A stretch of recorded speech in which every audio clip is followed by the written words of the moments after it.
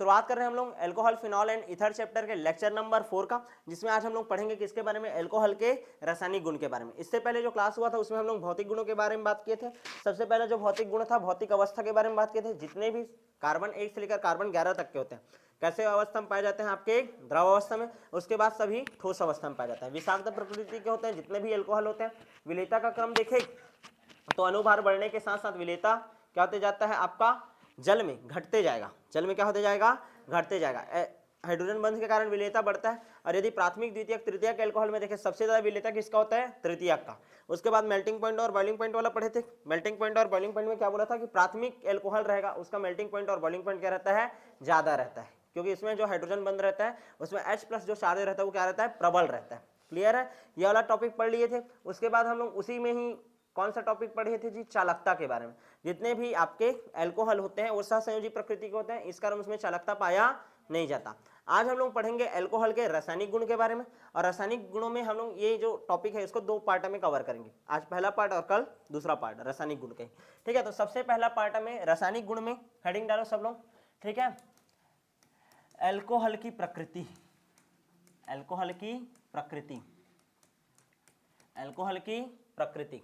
Clear है। और ये कौन सा प्रकृति ये दिखाता है, ध्यान से देखना, अम्लीय प्रकृति। कौन सा प्रकृति दिखाता है, अम्लीय प्रकृति। तो क्या होता है अम्लीय प्रकृति, उसी के बारे में हम लोग डील करेंगे। क्लियर है, सब लोगों को पता है कि ROH होता है, तो ऑक्सीजन में ध्यान समझना विद्युत ऋणात्मकता अधिक होता है, इस कारण इसमें कौन सा चार्ज माइनस और इसमें कौन सा चार्ज रहता है, प्लस चार्ज है। तो सबको तो ये पता है कि इसका कौन सा प्रकृति होता है, ध्रुवीय प्रकृति होता है। पहला तो कौन सा प्रकृति होता है, ध्रुवीय प्रकृति। और साथ ही साथ एल्कोहल जो रहता है कौन सा प्रकृति दिखाता है, अम्लीय प्रकृति। कौन सा प्रकृति दिखाता है, अम्लीय प्रकृति। यहां तक क्लियर है कि नहीं। अब मैं एक क्वेश्चन दे रहा हूं, इस क्वेश्चन को तुम लोगों को क्या करना है, ऐसा इसी फॉर्मेट में आएगा ना। क्या कारण है कि जो एल्कोहल है वो जल से कम अम्लीय होता है। क्लियर है, मतलब जल ज्यादा अम्लीय है और एल्कोहल क्या होता है, कम अम्लीय होता है। रीजन बताना है। यहां तक क्लियर है कि नहीं। क्वेश्चन लिखो, क्या कारण है कि एल्कोहल जल की अपेक्षा क्या है, दुर्बल अम्ल है। जल की अपेक्षा क्या है, दुर्बल अम्ल है। यहां तक क्लियर है कि नहीं।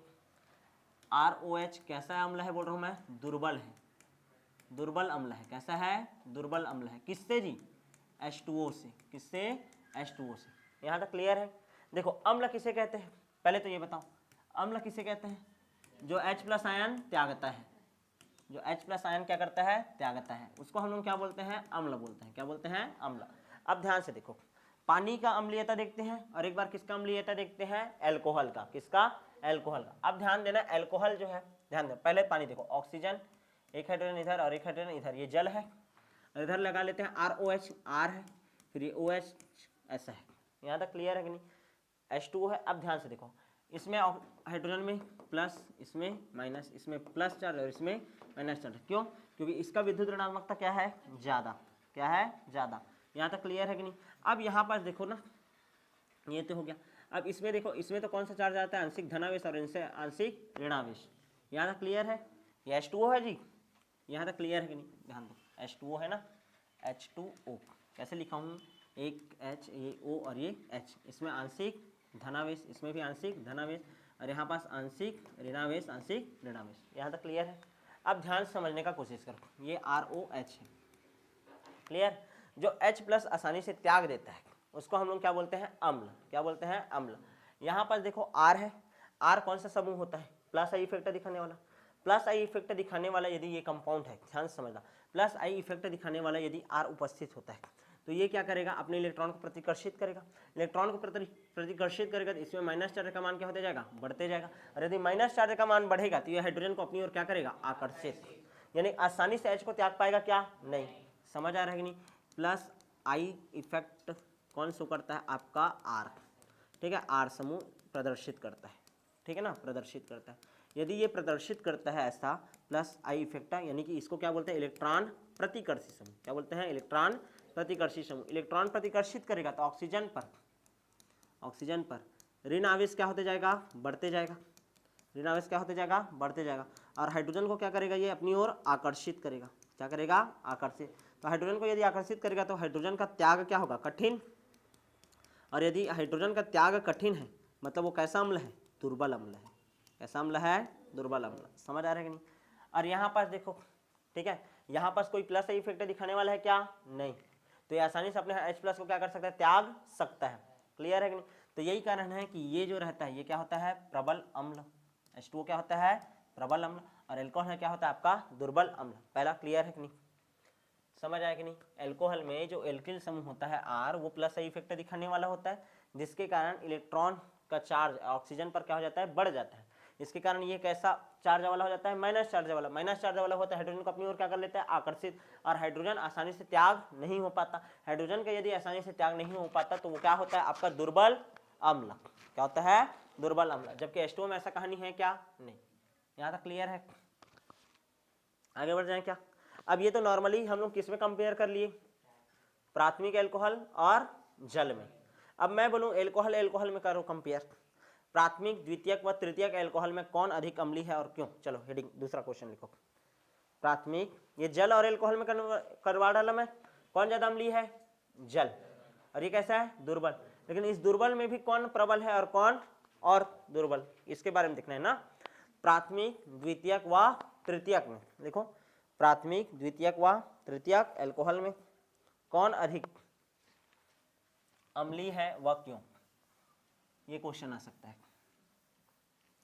ठीक, चलो देखो, प्राथमिक एल्कोहल बनाए क्या?